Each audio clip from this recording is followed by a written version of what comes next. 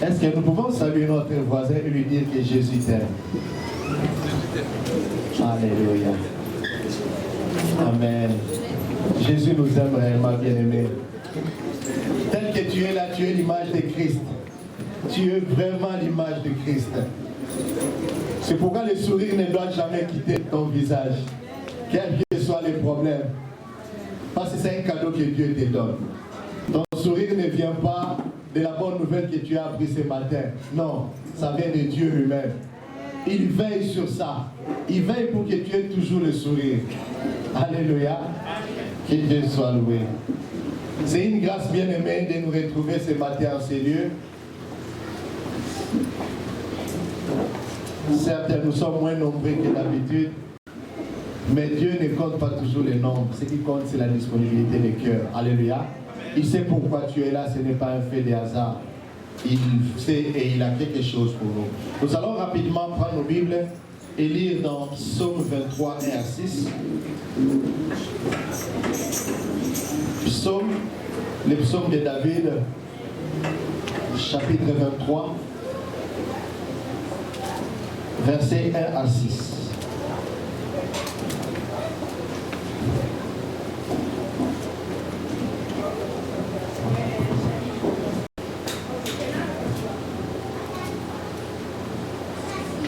Nous allons lire au nom de Jésus-Christ. L'Éternel est mon berger, je ne manquerai de rien. Il me fait reposer dans des verts pâturages. Il me dirige près des eaux paisibles. Il restaure mon âme. Il me conduit dans le sentier de la justice à cause de son nom. Quand je marche dans la vallée de l'ombre de la mort, je ne crains aucun mal, car tu es avec moi. Ta houlette et ton bâton me rassurent. Tu dresses devant moi une table en face de mes adversaires. Tu induis ma tête et ma coupe déborde. Oui, le bonheur et la grâce m'accompagneront tous les jours de ma vie, et j'habiterai dans la maison de l'Éternel jusqu'à la fin de mes jours. Amen. Amen. Merci, nous allons nous asseoir. Vous savez, c'est un passage qu'on aime lire. Pour certains, on sait même les réciter. Il a plu à Dieu que nous puissions les partager un des jeudis passés, ici en ce lieu, comme nous avons toujours culte le jeudi. Pour ceux qui étaient là s'en souviendront. Et le Seigneur a voulu, par les billets du berger, il m'avait demandé de préparer encore ces messages pour la grande salle parce que nombreux n'étaient pas là. Et je pense que ce n'est pas pour rien, c'est parce que Dieu veut faire quelque chose dans notre cœur. Alléluia. Le thème que nous avons choisi de nous partager, c'est le berger et la brebis. Le berger et la brebis. Ici, nous voyons Dieu prend la forme. Il prend peut-être cette métaphore où il se met, lui, notre Dieu, notre Créateur, comme le berger. Et il nous considère, nous, qui sommes ses enfants, comme ses brebis. Alléluia. Mais tout au long de ces messages, nous allons nous-mêmes nous évaluer par rapport à ce que Dieu nous dit pour savoir est-ce que nous sommes réellement brebis de l'Éternel. Ou il y a encore des choses à faire pour que nous soyons brebis de l'Éternel. Alléluia. Et Dieu, il met la relation entre lui, le berger, et la brebis dans un contexte de la bergerie. La bergerie. Alléluia. Comme nous savons, nous tous, je pense que nous avons vécu cette expérience de l'élevage, des fermes. Nous savons que les brebis, ils sont tous ensemble et les brebis identifient bien leur berger. Alléluia. Et pour nous qui, à un moment donné, avons vécu certaines expériences dans des internats, nous savons que nos frères de village, ceux qui s'est donné dans ce travail d'élevage, avaient l'habitude d'avoir des brebis. Et chaque berger savait identifier ses brebis. Et les brebis savaient aussi identifier la voix du berger. Il suffisait que vous êtes dans les villages, vous êtes nombreux. Chacun a son troupeau. Chacun a ses brebis. Mais il suffit d'un cri pour que les brebis accourent vers leur maître. Alléluia. Et Dieu prend ces métaphores pour dire qu'il est le bon berger et nous sommes ses brebis. Alléluia. Nous sommes ses brebis.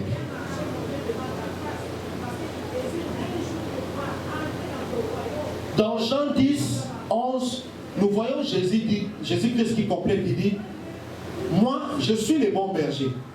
Mais qu'est-ce que les bons bergers font? Les bons bergers donnent sa vie pour ses brebis. Alléluia. Alléluia. Les bons bergers donnent sa vie pour les brebis. C'est-à-dire, si les bergers de ce monde peuvent arriver au point où ils comptent ses brebis, il dit, j'ai 90 brebis. Si l'une des brebis se perd ou se fait noyer, il peut facilement oublier. Il dit, ok, j'en ai quand même, il me reste 79. Il me reste 89. Ce n'est pas le cas pour Jésus-Christ. Il est le bon berger. Quand bien même une seule brebis se perd, il laisse les troupeaux, il va chercher la brebis qui est perdue pour les ramener dans la bergerie. Alléluia. C'est la raison pour laquelle Dieu nous parle ce matin. Alors, dans ce message, nous allons exploiter 3 points. Le premier point, qui est réellement la brebis de l'Éternel? La brebis de l'Éternel, c'est qui? Est-ce que tout celui qui vient prier à l'église? Est-ce que tout celui qui sert à l'église? Est-ce que tout celui qui se dit enfant de Dieu est brebis de l'Éternel? Et s'il est brebis de l'Éternel, quels sont ces critères qui nous font identifier qu'on est brebis de l'Éternel? Alléluia. Deuxième élément, quels sont les avantages d'être brebis de l'Éternel? Nous sommes dans un monde plein de bonnes choses. Est-ce que ce n'est pas nécessaire de rester que nous sommes là? Quels sont ces avantages-là? Bien aimé, 2 fois, nous allons voir qu'il y a des choses que nous cherchons vers Dieu, que nous cherchons à Dieu, mais que nous avons déjà. Des choses que nous avons déjà. Pourquoi? Parce que nous avons un statut particulier. Alléluia. Nous avons un statut particulier. Je pense même au Canada ici, il y en a qui sont venus comme résidents permanents. Il y en a chacun un statut pour lequel il est entré ici. Et vous allez voir que chaque statut te donne certains avantages, n'est-ce pas? Chaque statut te donne certains avantages et certaines restrictions. Tu es tel, tu peux faire ça, mais tu ne peux pas faire ça. Tu as tel statut, tu peux faire ça, mais tu ne peux pas faire ça. C'est la même chose avec Dieu. Quel statut nous avons ce matin devant Dieu? Nous sommes en train de pleurer. Nous sommes devenus découragés, fatigués, parfois même irrésolus. Nous commençons même à douter de la main de Dieu. Nous commençons même à douter de l'action de Dieu dans nos vies. Pourquoi? Parce que nous avons l'impression d'être entourés par des problèmes. Entourés. On se réveille avec des problèmes, on dort avec les problèmes. Au point de venir à l'église, ça devient comme une formalité reléguée au second plan. Pourquoi? Parce qu'on a l'impression de ne pas voir la main de Dieu. Mais il y a des choses que Dieu nous a déjà données par les statuts de la brebis. Mais pourquoi ces choses ne s'accomplissent pas dans notre vie? Alléluia. Troisième point, nous allons voir quelle est notre situation par rapport à ce que Jésus nous parle en ce livre. Donc je disais, le premier point, c'est qui est la brebis de l'Éternel. Deuxième point, quels sont les avantages d'être brebis de l'Éternel. Troisième point, quelle est notre situation vis-à-vis de ce que Dieu nous dit ce matin. Le premier point, les brebis de l'Éternel. C'est qui les brebis de l'Éternel? Bien aimé, on peut s'évaluer comme brebis de l'Éternel que si on répond à ces critères tels que la Bible nous les recommande. Alléluia. Le premier point, ou le premier critère, les brebis de l'Éternel, que celui qui entend la voix de l'Éternel et le suit. Et nous voyons ça dans Jean 10, 27. Celui qui attend la voix de l'Éternel, entendre sa voix et le suivre. Nous allons lire. Mes brebis entendent ma voix, je les connais et elles me suivent. Alléluia. Alléluia. Entendre la voix de Dieu et suivre Dieu. Et Dieu dit, il dit mes brebis, celui qui se considère brebis à moi, il entend ma voix et il me suit. Entendre la voix de l'Éternel en réalité, c'est identifier et comprendre ce que Dieu veut et ce que Dieu attend de nous. Alléluia. Bien aimé, si l'Esprit de Dieu me parle de quelque chose, il me demande de faire quelque chose pour Dieu. L'Esprit de Dieu me convainc d'abandonner un mal. Et mais je m'y accroche. Bien aimé, peu importe les degrés de mes prières. Je n'entends pas. Je refuse d'entendre la voix de Dieu. Alléluia. On peut écouter.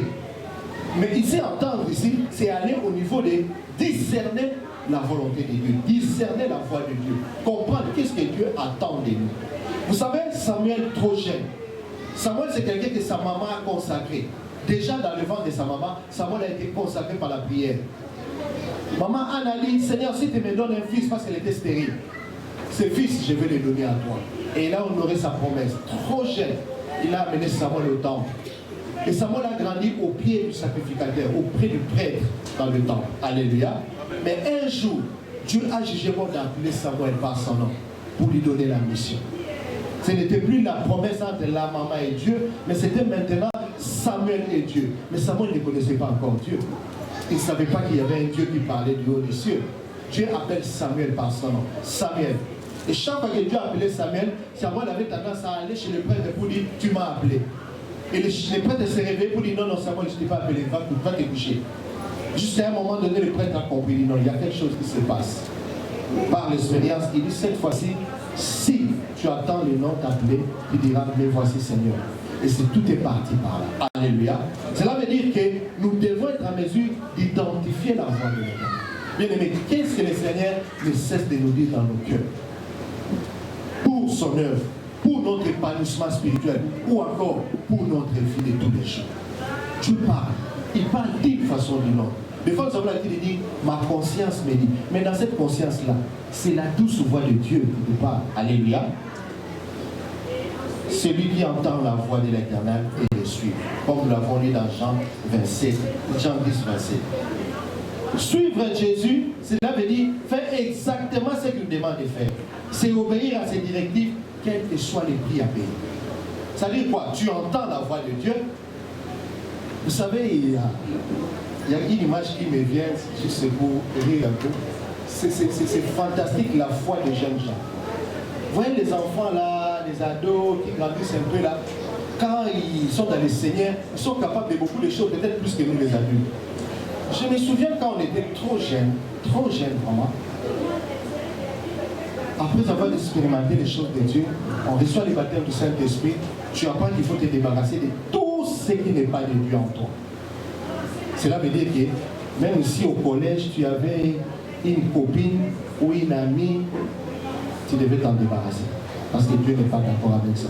Et vous savez ce qui s'est passé? Tu vas voir quelqu'un venir comme ça. En tout cas, moi j'ai expérimenté ça. Tu viens, tu commences à parler. Tu parles, tu pleures. Tu parles, tu pleures. Tu pleures parce que c'est difficile d'abandonner, mais tu parles parce que l'Esprit de Dieu en toi, il te demande d'abandonner. Alléluia. Et il nous est arrivé. En tout cas, moi j'ai expérimenté ça. Et quand je tourne les dos, c'est fini, je ne reviens pas. Quel que soit le prix. Vous voyez, cela veut dire qu'il est très important d'entendre la voix de Dieu, mais aussi de suivre Dieu. Suivre Dieu ne veut pas dire je viens comme je suis là en train de prêcher. Bien aimé, je peux être là en train de prêcher, mais Dieu ne me connaît pas. Je peux être là en train de prêcher, mais au dernier jour, Dieu me dira, tu as parlé à mon nom, mais je ne t'ai jamais connu. Je ne t'ai jamais connu, pourquoi? Parce que tu as refusé de suivre ma voix. Tu as refusé d'entendre ma voix. Regarde, je t'ai demandé de faire 7 choses. 7 choses. Vous savez que ne se trompe pas. S'il y a un serveur, qui a suffisamment de capacités, c'est le serveur céleste. Je pense. Tout est stocké. Tout est stocké, bien aimé. Et la Bible le dit, c'est pas moi qui le dis, en ce jour-là, la vidéo va circuler. Et Dieu va commencer à te montrer, regarde ces jours-là, regarde, tu donnais l'impression d'être, mais regarde ce que tu étais réellement. Ces jours-là, tu parlais même à mon nom, mais regarde, quand tu es sorti de l'église, ce que tu es allé faire. Ces jours-là, et ça sera comme ça. Alléluia. Le premier critère, c'est d'entendre la voix de l'Éternel et de le suivre. Le deuxième critère,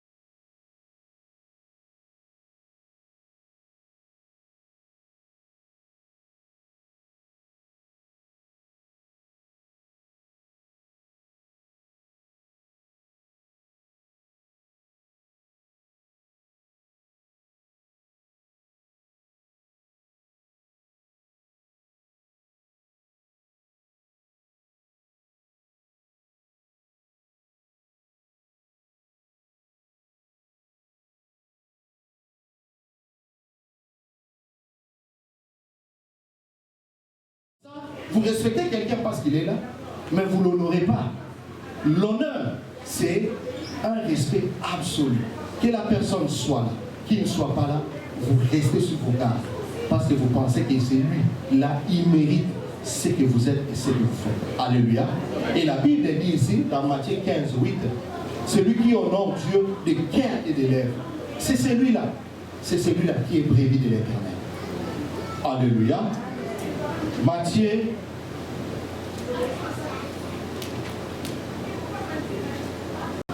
15, 8. Ce peuple m'honore des lèvres, mais son cœur est éloigné de moi. C'est ce que Dieu dit.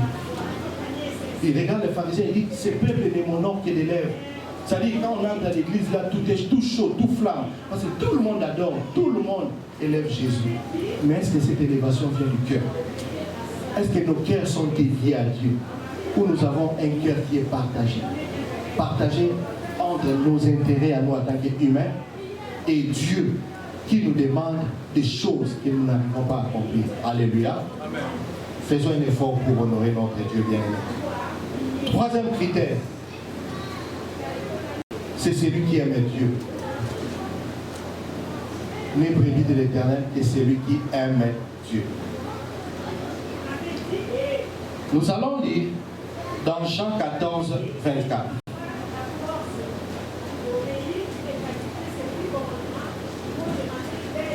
Nous allons comprendre c'est quoi aimer Dieu. Parce que Jésus lui-même pose cette question plusieurs fois à Pierre. Au point que Pierre est gêné. Pierre se pose la question, il dit, mais celui-ci, ça c'est moi qui l'ai dit. Sûrement Pierre s'est posé la question. Au début, Jésus lui pose la question, Pierre, m'aimes-tu? Oui Seigneur, mais tu le sais que je t'aime. Vous savez, Pierre c'était les disciples les plus zélés. Et il était tout proche de Jésus. Sûrement il a cru qu'il allait impressionner Jésus par ses dires. Or Jésus voyait au-delà. Jésus voyait même les devenirs. Il voyait même ce qui allait arriver avant son arrestation. Comment Pierre allait les régner. Alléluia. Il dit, Pierre, m'aimes-tu réellement? Il dit, mais Seigneur, pourquoi cette question? Tu sais bien que je t'aime. Non, ce n'est pas l'amour de slogan. Ce n'est pas l'amour de la déclaration. Mais c'est un amour qui vient dans le profondeur. Et le profondeur, nous allons le découvrir tout à l'heure dans Jean 14, 27. Jean 14, 23. Jean 14, 23. Jésus lui répondit, si quelqu'un m'aime, il gardera ma parole. Et mon Père l'aimera. Nous viendrons à lui et nous ferons notre demeure chez lui. Je ne sais pas si nous avons compris quelque chose. Jésus dit, si quelqu'un m'aime, il gardera ma parole. Aimer Dieu, c'est garder la parole de Dieu. Aimer Dieu, c'est asseoir la parole de Dieu dans son cœur. Aimer Dieu, c'est marcher avec cette boussole qui est la parole de Dieu. Dans notre quotidien, dans tout ce que nous faisons, aimer Dieu, c'est veiller à ce que la parole de Dieu s'accomplisse dans chaque acte que nous sommes en train de poser. Tout acte. Si Dieu nous demande de faire quelque chose, on le fait, bien aimé. On s'oublie soi-même, mais on le fait pour Dieu. C'est ça, aimer Dieu. Alléluia. Si quelqu'un m'aime, il gardera ma parole. Donc, bien aimé, si nous ne gardons pas la parole de Dieu en nous, c'est que nous n'aimons pas Dieu. Mais comment garder la parole de Dieu si nous n'arrivons pas à la méditer, si nous n'arrivons pas à la lire, si nous ne participons pas dans les assemblées? Alléluia. Comment nous allons garder cette parole? Il faut qu'il y ait un support, il faut qu'il y ait un moyen qui nous permette de garder la parole. C'est comme ça qu'un élève ou un étudiant est censé répéter ses notes, répéter ses matières, pour ne pas oublier. Alléluia. Parce qu'après une période, on finit par oublier. Donc, bien aimé, garder la parole de Dieu, ça veut dire lire et méditer la parole de Dieu, participer aux activités de l'Assemblée, profiter au maximum de la parole de Dieu. Alléluia. Bien aimé, il nous arrive tous à un moment donné d'être troublés. Et étant sur cette terre des hommes, il nous arrive tous à un moment donné d'être troublés. Mais ce qui fait la différence, c'est cette parole. Parce qu'à un moment donné, tu rentres dedans de toi. Comme Jérémie pouvait dire, quand mon esprit est abattu au-dedans de moi, toi tu connais mes sentiers. Il dit, quand je regarde à mon malheur, quand je vois comment les méchants prospèrent, quand je vois tout ce qui m'entoure et toutes mes difficultés, mon esprit est abattu au-dedans de moi. Il dit, mais voici ce que je vais faire passer dans mon esprit, c'est que les bontés de l'Éternel ne se posent jamais. Bien aimé, comment tu vas faire passer dans ton esprit cette phrase, les bontés de l'Éternel ne s'épuisent jamais, si tu n'as jamais médité et compris qu'il est écrit dans sa parole que les bontés de l'Éternel ne s'épuisent jamais. Alléluia. En fait, la parole de Dieu, c'est comme de la provision que tu as pour que chaque fois que quand tu es dans la difficulté, tu puisses te nourrir de cette provision-là. Alléluia. Tu puisses te nourrir de cette provision-là. La parole de Dieu, c'est pour nous. Ce n'est pas pour Dieu. C'est pour nous. Et Dieu a prévu ça parce qu'il savait que nous serons dans un monde compliqué.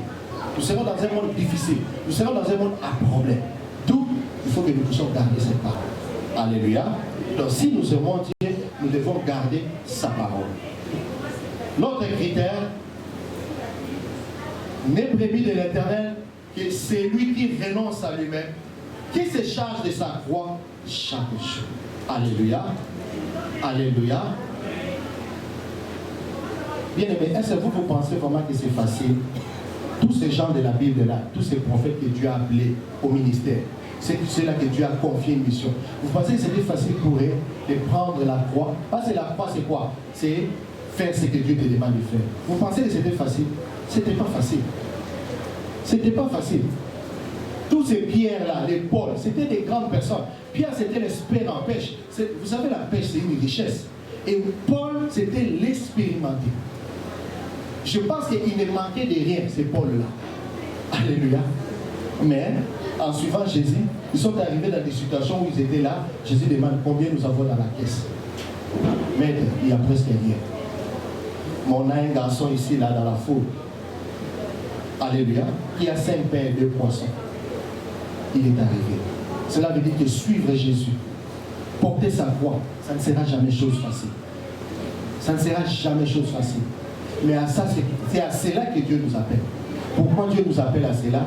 C'est parce qu'il sait qu'avec son appui, nous serons capables d'accomplir ce qu'il attend de nous. Parce que la Bible dit, Dieu ne nous laissera jamais te tenter au-delà de nos forces. Bien aimé, cette tentation qui t'arrive là, comprends que c'est à la dimension de ta foi. C'est pourquoi Dieu a permis que ça t'arrive. Que ça ne te bouscule pas. Que ça ne t'ébranle pas. Garde la foi. Mais ce que Dieu nous demande ici, c'est de renoncer à nous-mêmes. Très souvent, nous refusons de renoncer à nous-mêmes. Alléluia. Amen. Très souvent, nous venons à Dieu avec nos galons. Nos galons. Jésus, moi, je viens à toi, mais comprends que moi, je suis docteur. Hein, regarde, moi, je suis quelqu'un qui a beaucoup étudié. Hein. J'ai un master, hein, regarde. J'ai un MBA, regarde. Moi, je suis bien fliqué. J'ai un boulot stable. J'ai beaucoup d'argent, moi. Non, Dieu n'aime pas ça. Alléluia. Amen. Dieu veut que nous venions à ses pieds comme des gens qui n'ont rien. Rien, alors rien, mais qui dépendent totalement de lui. Dieu n'est pas contre notre bénédiction. Alléluia. Dieu n'est pas contre tous ces biens matériels. Du reste, c'est lui qui veut que nous puissions l'avoir. C'est lui qui nous les donne.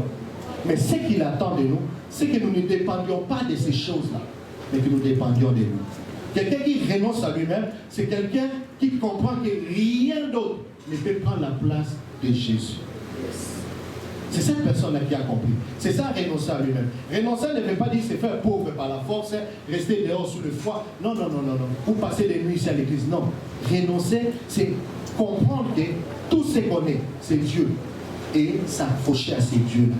S'oublier. C'est-à-dire que si mon corps-là m'a envoyé dans la vie de l'adultère, m'a envoyé dans la vie de boire à l'excès, de faire des histoires qui n'honorent pas Dieu, je mets un point et j'arrête ça. Pour Dieu. Au lieu que les amis me trouvent avec eux dans la boîte de nuit, le temps que j'ai passé dans la boîte de nuit, je commence à les passer dans la présence de Dieu. C'est ça, renoncer à soi-même. Alléluia. Donc, les brebis de l'Éternel, qui est cette personne qui renonce à soi-même. Et nous voyons ça dans Luc 9, 23. Luc 9, 23. Puis il dit à tous, si quelqu'un veut venir après moi, qu'il renonce à lui-même, qu'il se charge chaque jour de sa croix et qu'il me suive. Alléluia. Alléluia.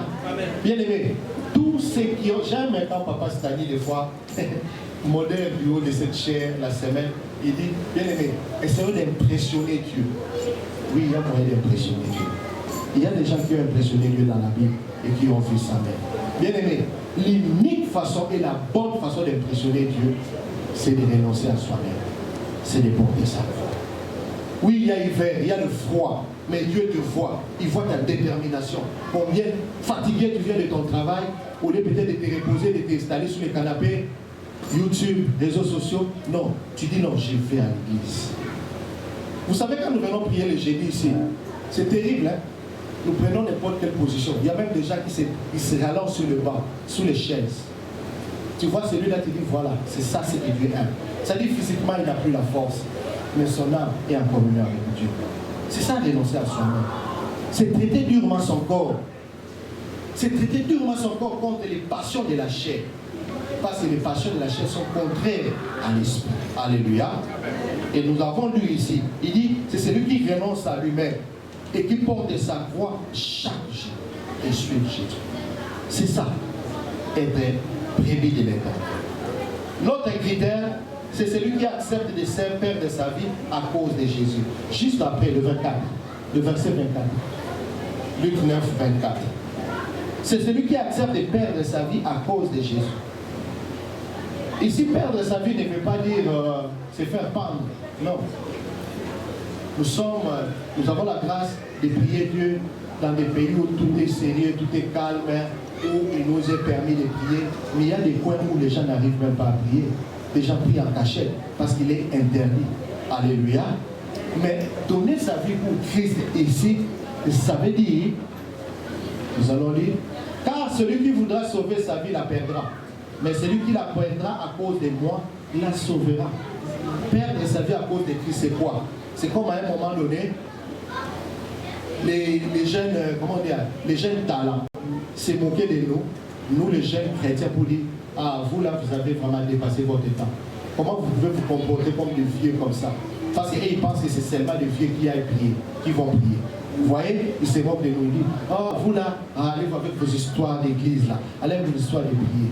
Effectivement, parce qu'ils trouvent qu'ils ont encore l'âge de se réjouir, l'âge de faire n'importe quoi, et après, ils viendront prier. Mais là, perdre sa vie, c'est quoi? C'est accepter de perdre tout ça. C'est que Paul dit, tout ce qui était bien pour moi, tout, l'honneur, le succès, la gloire. Paul, quand il descendait quelque part, les gens se levaient. Les dignitaires du pays l'écoutaient. Il avait une audience terrible. Un carnet d'adresse, n'en parlons pas. Mais c'est Paul-là, il dit, à cause de l'excellence de la connaissance du Christ, tout cela, je regarde comme de la pourriture, comme de la boue, à cause de gagner Christ. C'est ça, perdre sa vie pour Christ. Alléluia. C'est ça, perdre sa vie pour Christ. C'est quand on comprend que non. Tout ce qui ne plaît pas à Dieu dans ma vie, tout ce qui est avantage terrestre, du reste qui va rester sur cette terre, revient en second plan. Dieu en premier plan. C'est ça. Perdre sa vie pour Christ. Et Dieu dit, quiconque la perdra, la sauvera. Effectivement, alléluia, la sauvera par la suite. Bien aimé, nous ne sommes pas du haut de cette chair pour commencer à parler de drame, ainsi de suite. Mais la Bible elle dit, la nature elle-même, ne nous enseigne-t-elle pas? La nature elle-même. Bien aimé, regardez ce qui s'est passé en Turquie. Même les nouveau-nés. Je me demande, ce bébé-là qui est mort dans le décor à cause du séisme, quel péché il a commis? Ça dit qu'il y a des gens qui sont morts cette nuit-là, sous leur sommeil, qui obéissaient à Dieu, peut-être plus que nous là, plus que moi qui prêche. Mais Dieu l'a voulu ainsi. Cela veut dire que la mort, ce n'est pas question de péché. Dieu peut nous prendre à tout moment. À tout moment. Alléluia. Il est question de se faire brebis de l'Éternel. Il n'est pas question de réfléchir, parce que le temps ne nous appartient pas. Alléluia. Perdre sa vie à cause de Christ, c'est vivre pour Christ en tout et pour tout. Lui donner la première place de sa vie. Alléluia. Le dernier point, le dernier critère, c'est celui qui connaît Dieu. Les brebis de l'Éternel, qui est celui qui connaît Dieu. Jean 10, 14, nous allons lire. Jean 10, 14.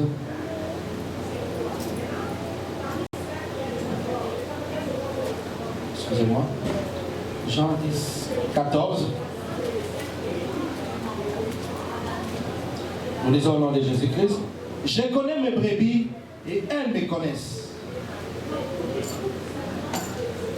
Je connais mes brebis et elles me connaissent. Connaître Dieu. Bien aimé, est-ce que nous connaissons Dieu? Dieu se révèle dans sa parole. C'est pourquoi il est important pour nous de nous nourrir de la parole de Dieu. Il est important pour nous de nous nourrir de la parole de Dieu. Aujourd'hui, nous avons la grâce, avec le monde de l'Internet, la parole de Dieu nous suit même dans nos maisons, même dans nos chambres. Avec ton téléphone, ton smartphone, tu peux te connecter sur une prédication d'un serviteur de Dieu pour qui tu as un bon témoignage. Parce que dans le dernier temps, il y a aussi des faux enseignements. Pour qui tu as un bon témoignage sur la parole de Dieu. Pour le quelques temps que tu as le jour de repos à la maison, prends ta Bible, médite la parole de Dieu. Tu vas gagner beaucoup. Alléluia. Connaître Dieu. Il est très important de connaître Dieu. Bien aimé, Jésus-Christ, homme, a été tenté par le diable. Et s'il n'avait pas connu Dieu, il allait peut-être succomber dans la tentation. Il est très important. Il reste, chaque brebis doit connaître son berger. Alléluia. Alors nous allons passer au deuxième point qui constitue les avantages d'être brebis. Là nous venons de voir c'est qui brebis. C'est qui brebis de l'Éternel. Et nous avons vu les critères pour être brebis de l'Éternel. Et pendant que nous sommes en train d'avancer, tu t'es situé ou tu te situes toi-même par rapport à tout ce que nous avons énuméré comme critères pour être brebis de l'Éternel. Maintenant, nous allons voir, c'est quoi l'avantage d'être brebis de l'Éternel? C'est quoi l'avantage? C'est comme je disais ici, il y a des choses que Dieu nous a déjà données. Nous n'avons plus besoin de les demander. Ils sont à nous. Mais nous n'arrivons pas à prendre possession de ça parce que nous ne sommes pas seulement brebis de l'Éternel. Parce que nous ne nous mettons pas dans la position de la brebis. Mais le berger a déjà mis tout devant nous. Alléluia. Les avantages d'être brebis de l'Éternel. Premier avantage, notre éternité est assurée quand bien même que ce corps physique mourra un jour. Quand bien même que ce corps physique mourra un jour, notre éternité est assurée. Nous vivons les ciels étant sous cette terre. Alléluia. Nous allons lire dans Jean 10, 28.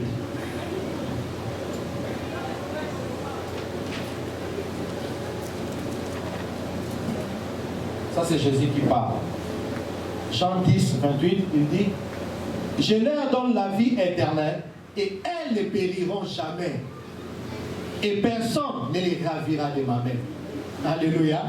Les elles là, c'est la brebis. Ce sont les brebis de l'Éternel. Le berger dit « Mes brebis, je leur donne la vie éternelle. » Et il dit pas que je leur donnerai. Il dit « Je leur donne la vie éternelle. » Et elles ne périront pas. Cela veut dire que brebis de l'Éternel, quand il meurt dans son corps, la chair rentre dans la poussière, mais son âme entre dans le repos éternel. Alléluia. Il ne meurt pas parce que son âme entre dans le repos éternel en attendant que Christ revienne pour prendre son église. Il entre dans le repos éternel. Mais celui qui n'est pas brebis de l'Éternel, il meurt dans son corps et dans son esprit aussi. Parce que ce qu'il attend, il est d'abord dans le lieu de tourment, en attendant qu'il y ait le jugement dernier pour qu'il entre dans l'enfer. Alléluia. Donc, le premier avantage d'être brebis de l'Éternel, c'est que notre éternité est assurée. Le ciel est assuré pour nous. Bien aimé, quel privilège! Quel privilège! Comme disait un serviteur de l'Éternel, comment devions-nous accepter de perdre l'éternité à cause c'est pas 80 ans, 90 ans ou 100 ans que nous allons passer sur cette terre? Si Christ ne revient pas tout de suite. Alléluia. Nous finirons par passer. Nous finirons par passer un jour. Mais comment nous pouvons accepter de perdre l'éternité à cause de ces jouissances, de ces mondes, de ces quelques années seulement? Alléluia. Vous savez, même l'âge nous empêchera de faire certaines choses. Même l'âge. Moi qui vous parle, j'aimais bien la charcuterie. Je pouvais bouffer la charcuterie vraiment comme un cochon. Je pouvais manger. C'est-à-dire que quand j'entre à la charcuterie, trop jeune, je pouvais acheter toutes les sortes de charcuterie juste pour m'assurer que j'écoute et j'aime. Mais avec l'âge, aujourd'hui, on ne peut plus. Et pourquoi? Parce que la santé te l'empêche. Alléluia. On te dit non, pas trop de sel, pas trop de sucre, pas trop de graisse. Alléluia. Ça dit que même la santé, même l'âge, à un moment donné, va t'empêcher certaines choses. Vanité des vanités, bien aimé. Tout est vanité. Alléluia. Amen. Alors accrochons-nous à être prévus de l'éternel pour avoir cette éternité. L'éternité, elle est précieuse. C'est comme ça que Paul dit, je cours pour avoir cette couronne. Il dit je cours, il ne dit pas je marche, je cours. C'est-à-dire rien ne m'arrête dans ces processus-là. Ma prière est que rien ne nous arrête. Que rien ne nous arrête, bien aimé. Que rien ne nous arrête. Alléluia. Deuxième critère, ou deuxième avantage. Ça, tout ce qui va suivre maintenant, nous l'avons lu dans notre lecture de base, dans Psaume 23, versets 1 à 6. David énumère. Deuxième avantage, il dit, il ne manquera de rien car les bergers pourvoient à tous ses besoins. Le brebis ne manquera de rien car le berger pourvoit à tous ses besoins. Alléluia. Bien aimé, est-ce que tu penses vraiment que le fait que tu sois en bonne santé avec ta famille, que tu sois heureux, que tu marches comme tu marches là, c'est vraiment à cause des muscles? Ce n'est pas à cause des muscles. Ce n'est pas à cause du savoir. Ce n'est pas parce que tu es l'homme le plus prudent du monde. Non. C'est seulement la grâce de Dieu. Dieu s'assure. Même quand tu dors déjà dès l'aurore, Dieu te regarde de ton lit. Il regarde. Il s'assure. Il fait le check pour s'assurer que tout est OK. Avant même que tu quittes les lits. Et quand tu quittes les lits, tu marches en vainqueur. Mais tu dis qu'il y a quelqu'un qui a combattu toute la nuit pour toi. C'est ce que Dieu fait. Alléluia. Il manque de rien. David le dit. La brebis ne manque de rien. Bien aimé, est-ce qu'il t'arrive de te mettre dans la position de brebis et dire à Dieu, Seigneur, tu as dit que la brebis ne manquera de rien. Pourquoi je dois être dans cette situation? Est-ce qu'il t'est arrivé de te poser la question? Alléluia. Amen. Mais pourquoi tu es triste pendant que tu as tout? Pourquoi tu es triste pendant que la brebis, le berger est à tes côtés? C'est lui qui pourvoit à tous tes besoins. David dit, l'Éternel est mon berger, je ne manquerai de rien. Alléluia. Amen. Deuxième avantage. Troisième avantage, il a du repos dans le vert pâturage. Vous savez, l'illustration de berger et brebis, pour comprendre ça très bien, vous allez voir que chaque matin, le berger, il prend ses brebis, il les amène dans un endroit. Très souvent, vous savez, les brebis, je pense qu'ils sont herbivores. C'est ça, non? Herbivores, hein? C'est les qui boutent l'herbe. Herbivores. Ils mangent qui est de l'herbe. Alors, il les amène dans l'herbe, mais pas de n'importe quelle herbe. Il ne va jamais les amener dans le côté là où l'herbe a séché. Non. Il les amène là où l'herbe est frais. Tout vert, le vert pâturage. Et il s'assure qu'il mange la bonne nourriture. Alléluia. Bien aimé, notre Dieu en tant que berger, il s'assure que nous mangeons la bonne nourriture. Bien aimé, est-ce que tu sais combien de fois tu as mangé des choses toxiques? Ici, au moins au Canada, on a comment dirais-je, on a des spécialités, on sait suivre, on sait vérifier. Mais dans nos pays d'où nous venons, dis-moi combien de fois tu as mangé des choses où tu viens d'aller juste au marché, tu as acheté et tu as mangé, tu ne savais même pas ça dormait où, c'était où, ainsi de suite. Combien de fois les choses toxiques sont entrées en nous? Mais Dieu, qui s'assure que nous mangeons la bonne nourriture, purifie tout. Il suffit que tu pries, tu manges, tout devient purifié en toi. Parce que c'est sa promesse. Alléluia. Donc le berger, il s'assure que nous avons la bonne nourriture. C'est ce Dieu-là qui te donne la force d'avoir de l'argent pour aller après faire de la provision chez Costco ou je ne sais où pour avoir de la provision à la maison. Parce que je sais que nous tous là, quand il n'y a plus rien à la maison, on est un peu dérangé. Psychologiquement, on est un peu secoué. Il s'assure que nous avons la provision. Alléluia. Autre avantage, il nous dirige vers les eaux paisibles. Vous allez toujours voir que Jésus, il prend toujours l'image de la nourriture et des eaux.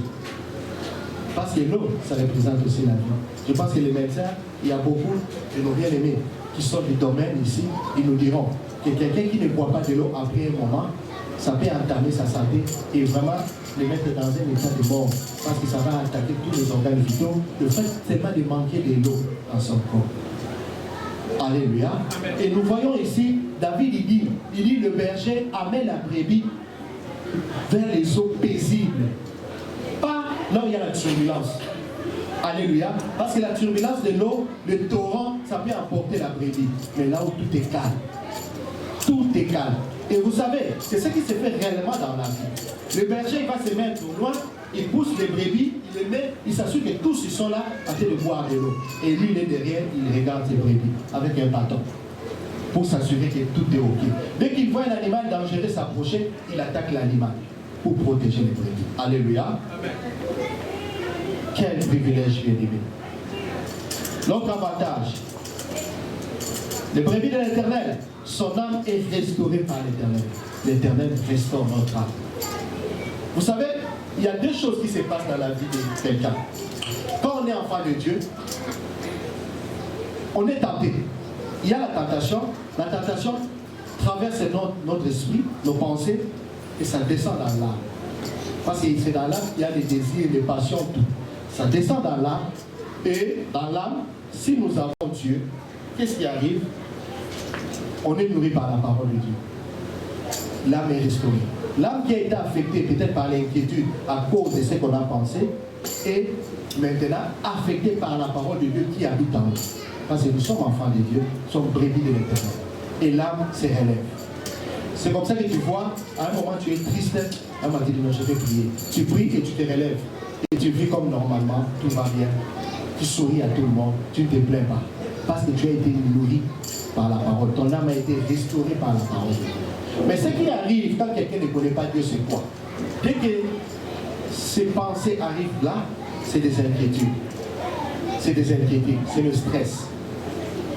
Alléluia. Et dès que ça se développe en lui, ça commence maintenant à affecter son caractère. Ça va affecter sa foi. Et comme conséquence, la personne ne va plus trouver de l'intérêt à prier, ni à écouter la parole de Dieu. La personne va s'éloigner de Dieu. Alléluia. Donc, la Bible nous montre ici que la brebis de l'Éternel, l'Éternel lui-même veille et il restaure son âme. David dit, l'Éternel restaure mon âme. Amen. L'autre avantage, les bergers lui assurent la sécurité quand bien même il marche dans la vallée de l'ombre de la mort. David dit, quand je marcherai dans la vallée de l'ombre de la mort, je ne crains aucun mal. Alléluia. Car tu es avec moi, ta houlette et ton bâton les rassurent. C'est ce que fait le berger. Le berger se promène avec un bâton. Ce bâton-là, c'est pour intervenir chaque fois que la brebis est en danger. Alléluia. Bien aimé, est-ce que tu réalises que quand tu marches dans l'ombre de la mort, l'Éternel est avec toi et que tu n'as pas à avoir peur des sorciers, que tu n'as pas à avoir peur des menaces des hommes, tu n'as pas à avoir peur de ce passé que tu entends au quotidien, de ta famille élargie, ou je ne sais où. Est-ce que tu sais que l'Éternel est à tes côtés? Alléluia. David dit, même quand je suis dans la vallée de l'ombre de la mort, dans la vallée. Vous savez, dans la vallée souvent c'est quoi? C'est qu'il y a la montagne comme ça, il y a la montagne comme ça, il y a une plaine en bas. C'est ce qu'on appelle souvent la vallée. Et souvent, dans la vallée, il est un peu obscur. Alléluia. Et lui dit, même si l'ombre de la mort rendait obscure cette vallée par laquelle je passe, je ne crains aucun mal. Bien aimé, pourquoi nous sommes envahis par la peur?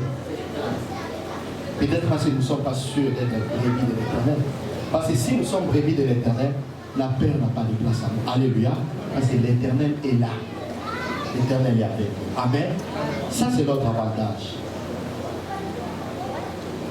L'autre avantage, c'est que les bergers oinduisent notre tête. Ils oinduisent notre tête. Ils nous bénissent de toute forme de bénédiction. Nous allons aller rapidement pour chuter.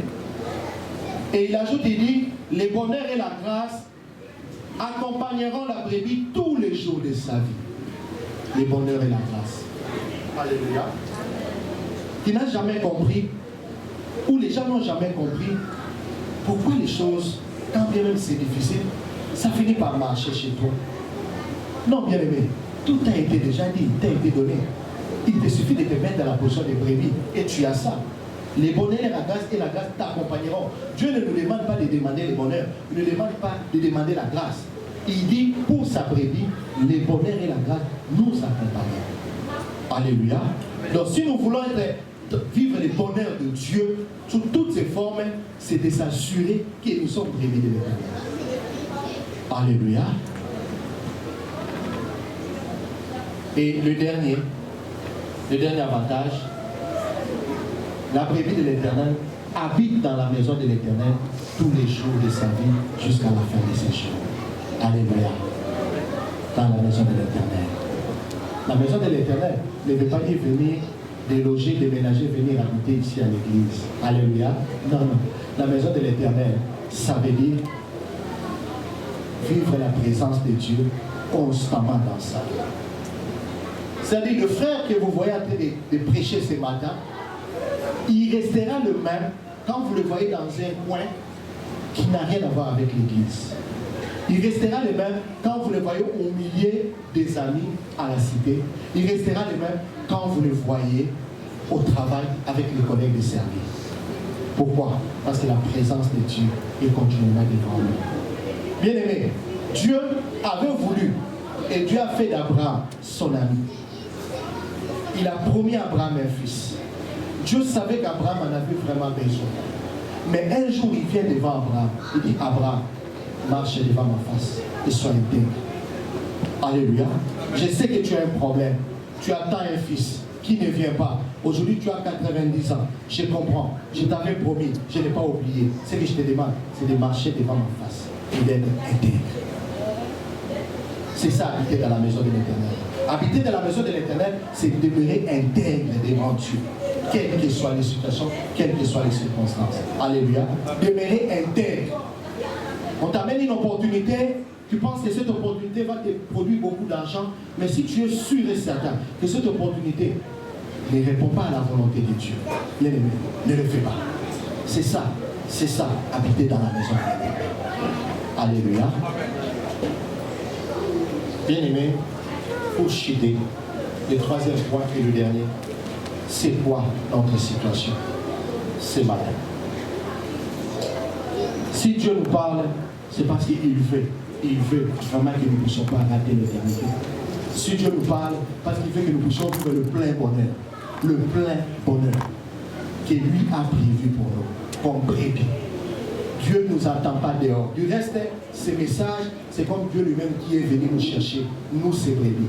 Je l'ai dit au début, ce n'est pas par hasard que tu t'es retrouvé dans cette salle ce matin. C'est parce que Dieu voulait que tu entendes ces choses. Et nous allons lire, pour terminer, dans Jean 10, 12 à 13, nous allons comprendre pourquoi de ces messages ce matin enseignés. Jean 10, 12 à 13, rapidement. Mais le mercenaire, qui n'est pas le berger, à qui n'appartiennent pas les brebis, voit venir les loups, abandonne les brebis et prend la fuite. Et les loups les ravit et les dispersent. Le mercenaire s'enfuit parce qu'il est mercenaire et qu'il ne se met point en peine des brebis. Je suis le bon berger. Alléluia. Ça, c'est Jésus qui parle. Il compare le diable au mercenaire. Peut-être que ce matin, tu es une brebis, mais qui est sorti de la bergerie, qui est sorti du contrôle de ton berger, qui est Jésus-Christ. Mais il est venu vers toi. Il a laissé la bergerie. Il a laissé le reste. Il est venu vers toi. Parce que tu as du prix à ses yeux. Tu es précieux. Nous sommes précieux à ses yeux, bien-aimés. Et il veut que tu comprennes que le mercenaire, il est dehors. Si tu restes dehors, les loups vont te ravir. Et les loups là, il va te détruire. Alléluia. Le diable n'est pas notre ami bien-aimé. Le diable ne fait que nous détruire. Comme nous avions dit cet enseignement le jeudi passé, que le voleur ne vient que pour dérober, égorger et détruire. Il finira par nous détruire si nous ne sommes pas dans la voie de l'Éternel.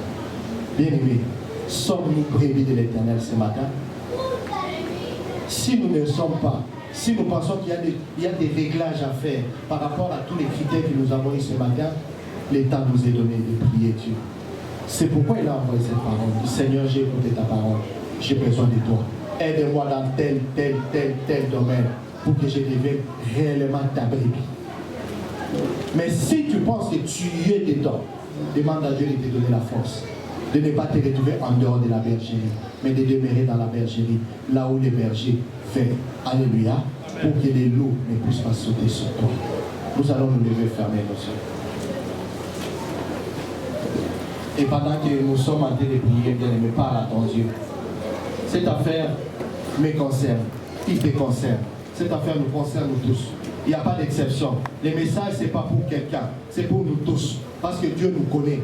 Nous tombons d'une façon ou d'une autre. Et c'est Dieu-là fait que nous puissions ce matin régulariser avec lui. Pour que nous puissions bénéficier de tous ces avantages d'être brebis de l'Éternel. Pour que nous puissions bénéficier de tous ces avantages d'être brebis de l'Éternel. Alléluia. Alléluia. Père éternel, merci pour ta parole. Nous te rendons des multiplications de grâce, toi qui nous as fait énormément du bien ce matin. Seigneur, comme humble serviteur, nous avons parlé de ta part. Nous avons fait ce que nous devions faire, Seigneur. Nous te prions maintenant, ô Dieu, de travailler dans chaque cœur. De travailler, Seigneur Dieu, pour que cette parole trouve une bonne place en nous. Que ça ne soit pas cette sémence qui tombe sur les épines ou cette sémence qui tombe sur la terre aride.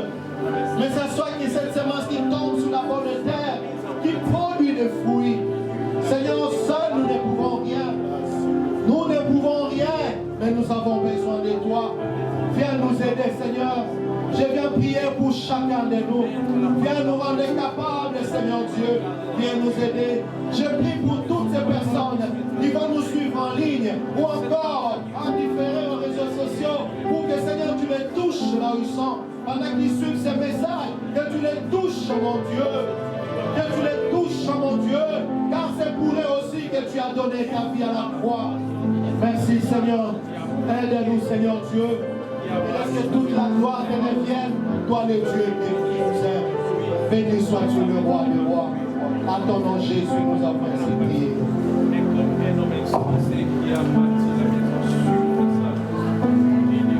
Amen. Nous allons nous asseoir et acclamer pour le Seigneur. Alléluia. Merci Seigneur pour cette